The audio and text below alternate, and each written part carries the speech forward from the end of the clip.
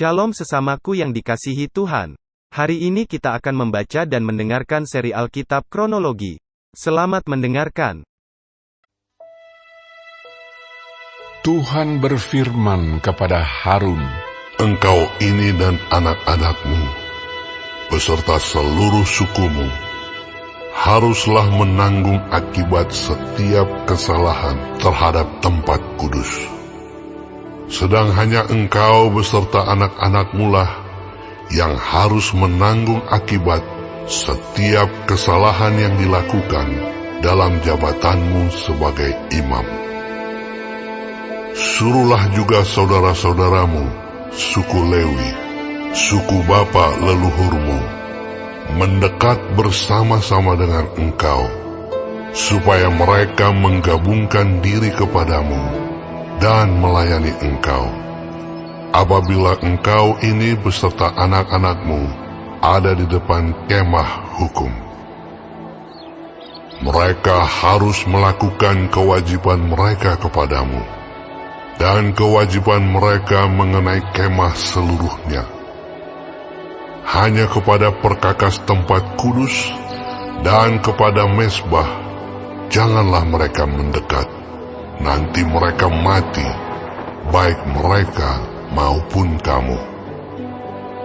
Mereka harus menggabungkan diri kepadamu dan melakukan kewajiban mereka mengenai kemah pertemuan, sesuai dengan segala pekerjaan pada kemah itu. Tetapi orang awam jangan mendekat kepadamu. Dan kamu ini haruslah melakukan kewajibanmu mengenai tempat kudus dan kewajibanmu mengenai mezbah, supaya orang Israel jangan lagi tertimpa oleh murka. Sesungguhnya aku ini telah mengambil saudara-saudaramu, orang Lewi, dari tengah-tengah orang Israel sebagai pemberian kepadamu, sebagai orang-orang yang diserahkan kepada Tuhan untuk melakukan pekerjaan pada kemah pertemuan. Tetapi engkau ini beserta anak-anakmu harus memegang jabatanmu sebagai imam dalam segala hal yang berkenaan dengan mezbah dan dengan segala sesuatu yang ada di belakang tabir, dan kamu harus mengerjakannya. Sebagai suatu jabatan pemberian, aku memberikan kepadamu jabatanmu sebagai imam itu. Tetapi orang awam yang mendekat harus dihukum mati." lagi berfirmanlah Tuhan kepada Harun, "Sesungguhnya aku ini telah menyerahkan kepadamu pemeliharaan persembahan-persembahan khusus yang kepadaku. Semua persembahan kudus orang Israel kuberikan kepadamu dan kepada anak-anakmu sebagai bagianmu. Itulah suatu ketetapan untuk selama-lamanya.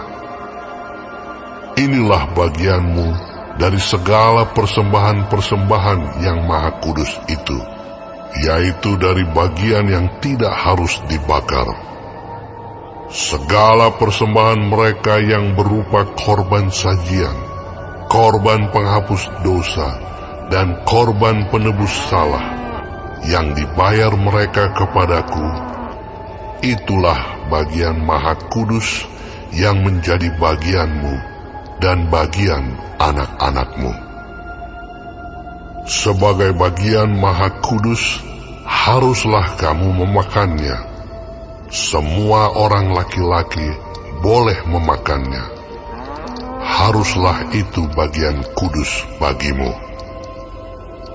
Dan ini pun adalah bagianmu: persembahan khusus dari pemberian mereka yang lain, termasuk segala persembahan unjukan orang Israel.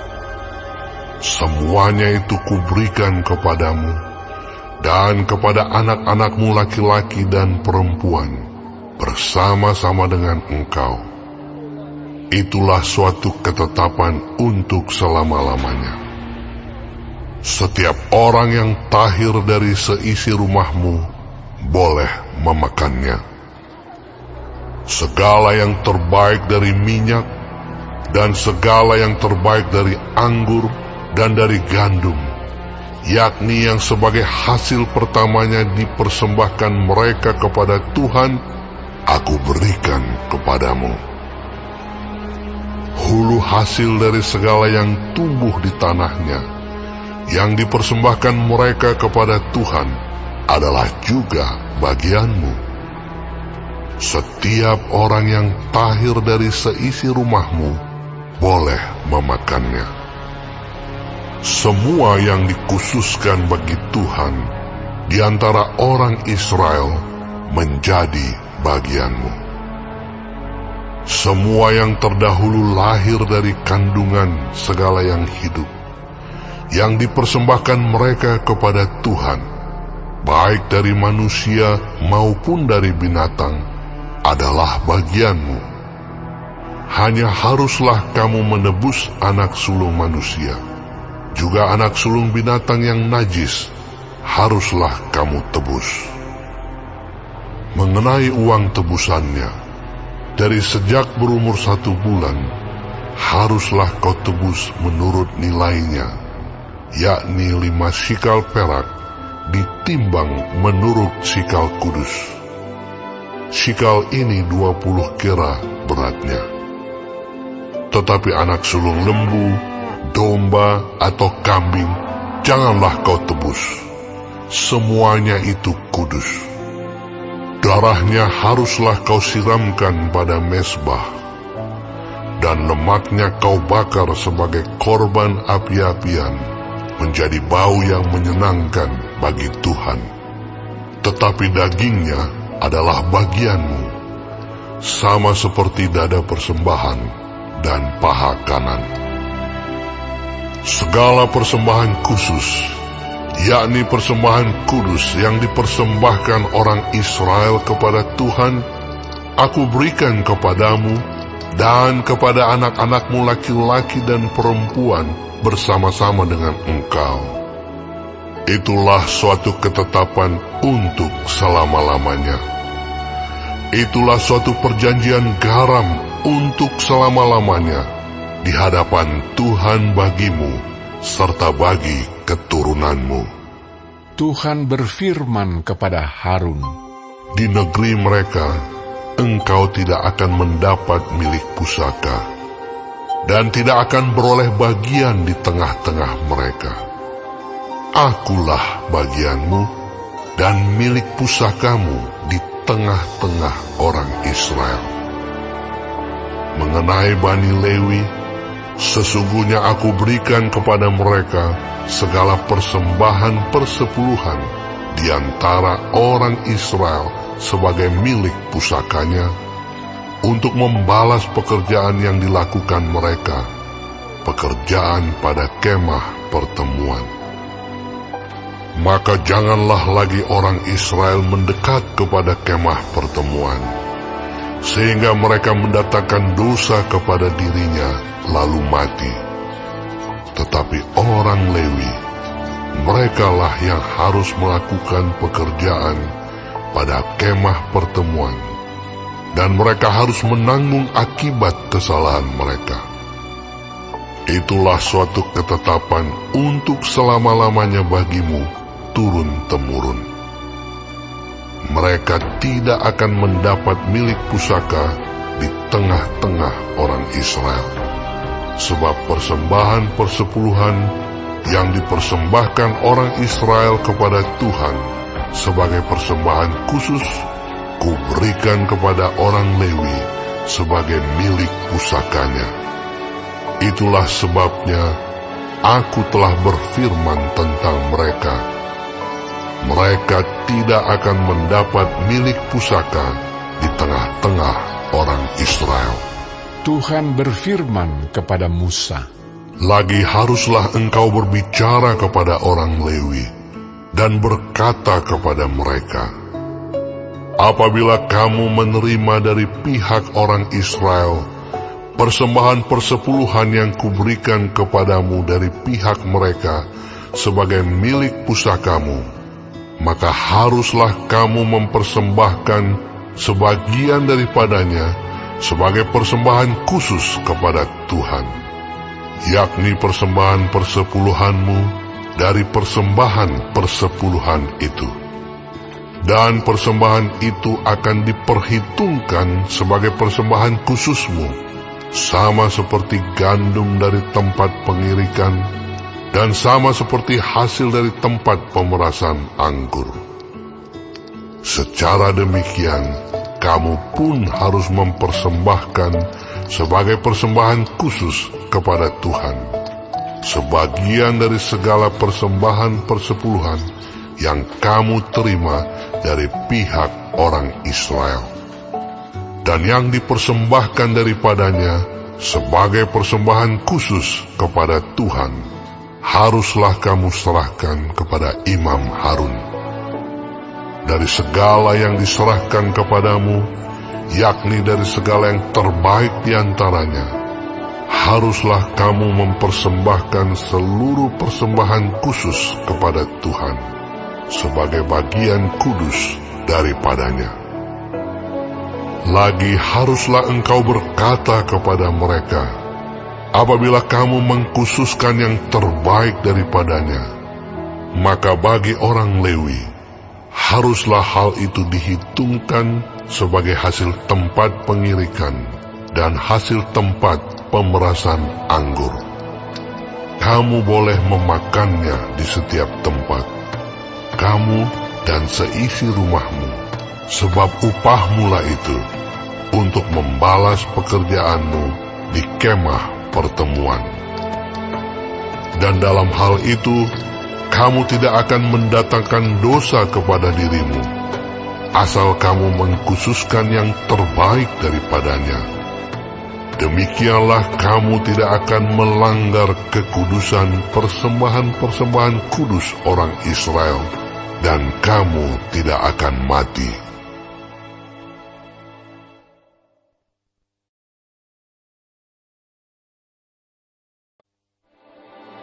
Tuhan berfirman kepada Musa dan Harun, Inilah ketetapan hukum yang diperintahkan Tuhan dengan berfirman. Katakanlah kepada orang Israel, supaya mereka membawa kepadamu seekor lembu betina merah yang tidak bercela, yang tidak ada cacatnya, dan yang belum pernah kena kuk. Dan haruslah kamu memberikannya kepada Imam Eleazar, maka lembu itu harus dibawa keluar tempat perkemahan, lalu disembelih di depan imam. Kemudian Imam Eleazar harus mengambil dengan jarinya sedikit dari darah lembu itu. Lalu haruslah ia memercikkan sedikit ke arah sebelah depan kemah pertemuan sampai 7 kali. Sesudah itu, haruslah lembu itu dibakar habis di depan mata imam. Kulitnya, dagingnya, dan darahnya haruslah dibakar habis bersama-sama dengan kotorannya.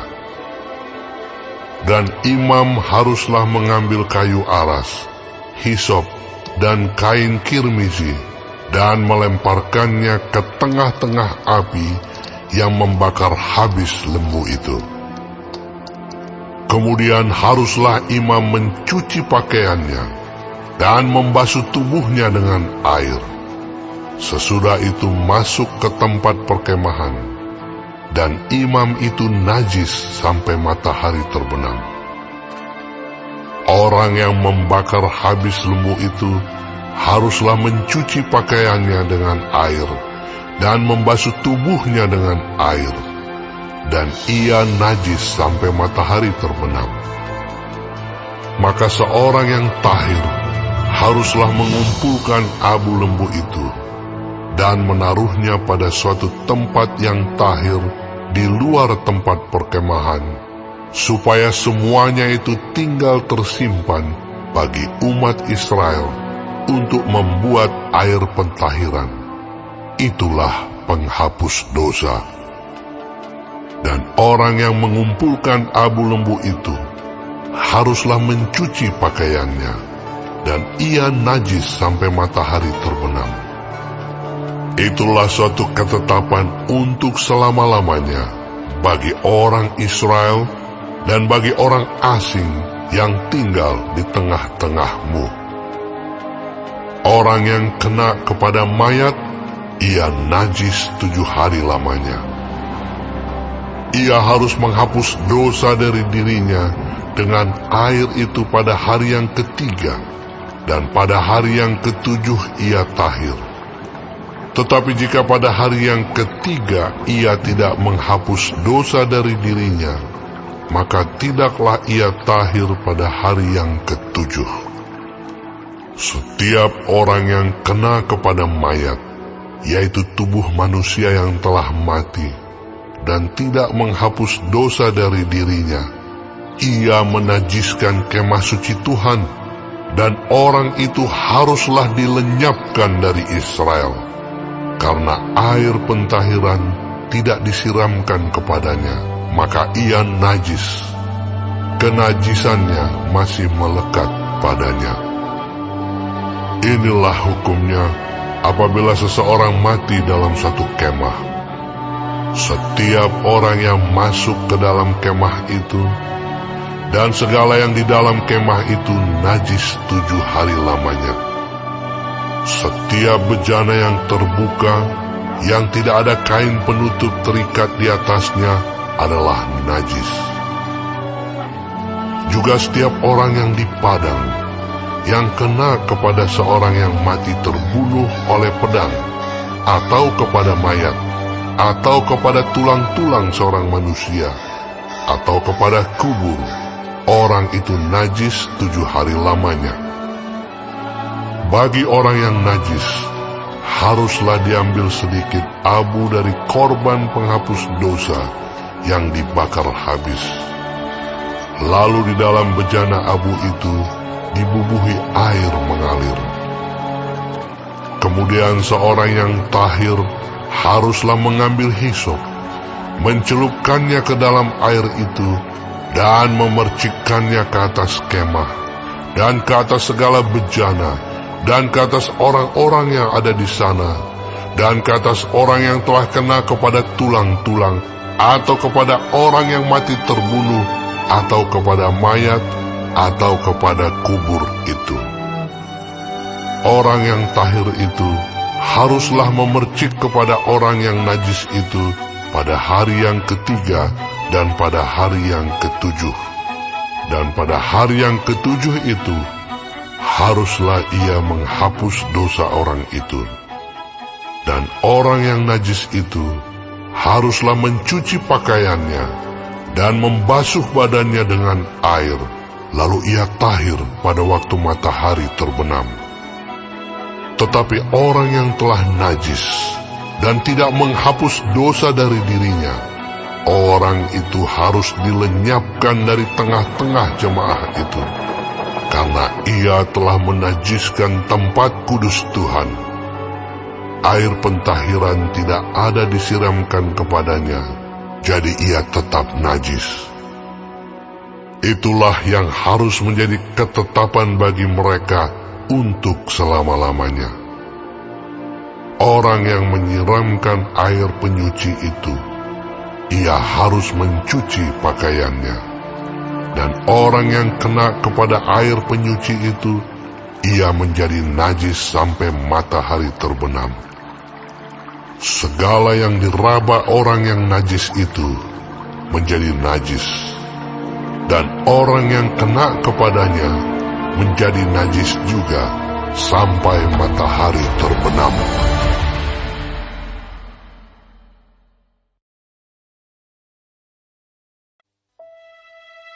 Kemudian sampailah orang Israel, yakni segenap umat itu, ke padang gurun Zin dalam bulan pertama.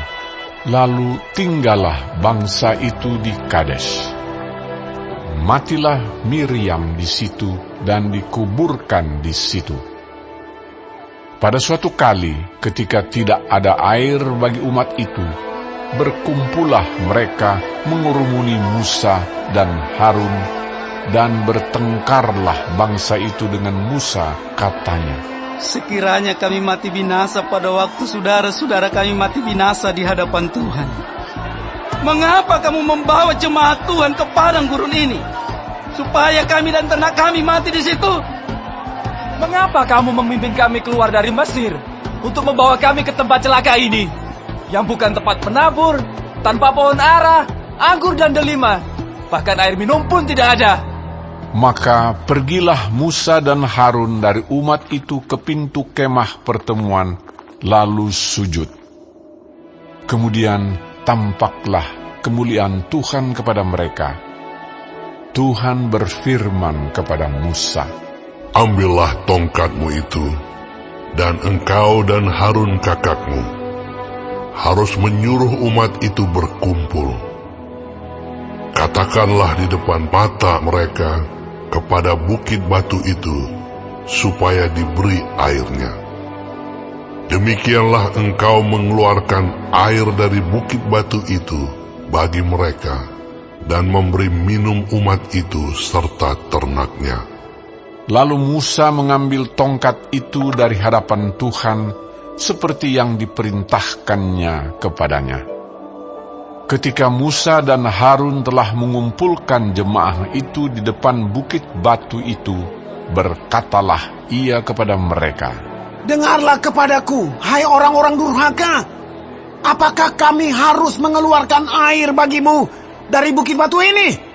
Sesudah itu Musa mengangkat tangannya, lalu memukul bukit batu itu dengan tongkatnya 2 kali. Maka keluarlah banyak air, sehingga umat itu dan ternak mereka dapat minum.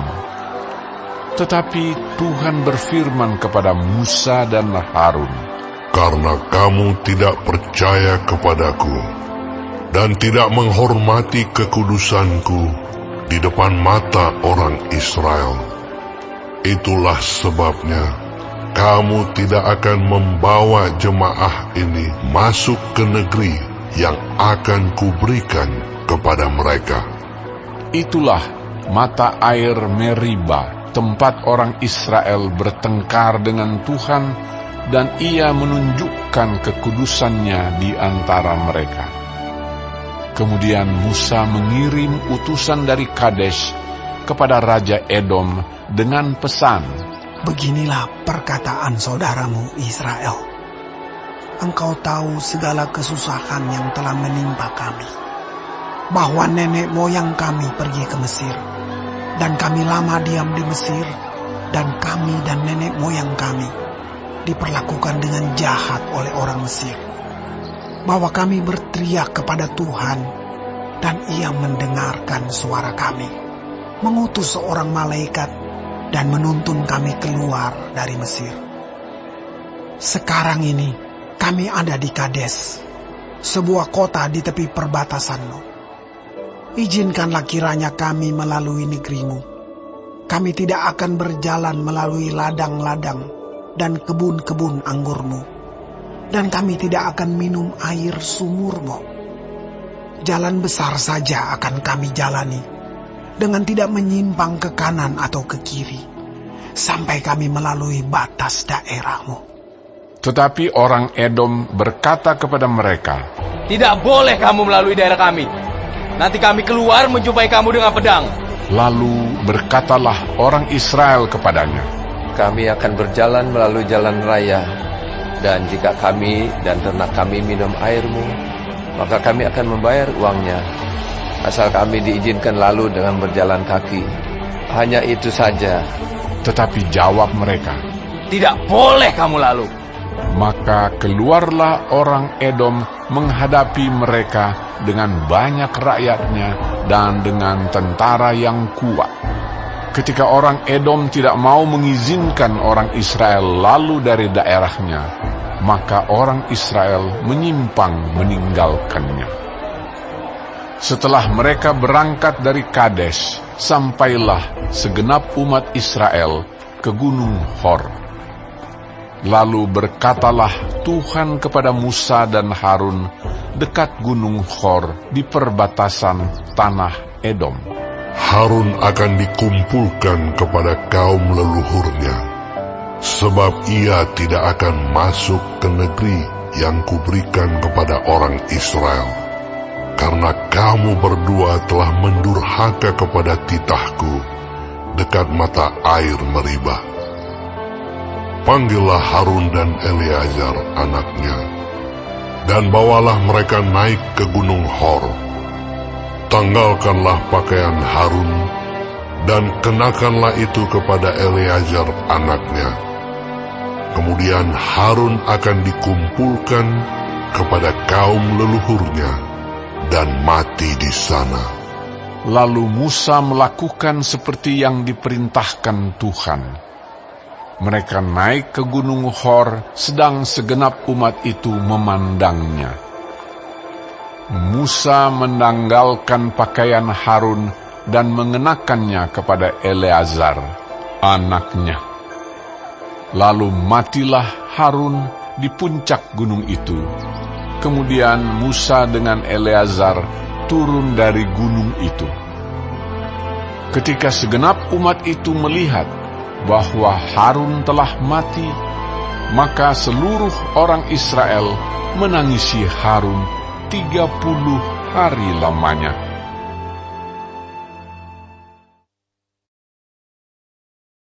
Hari ini kita telah mendengarkan seri Alkitab Kronologi. Tuhan Yesus memberkati.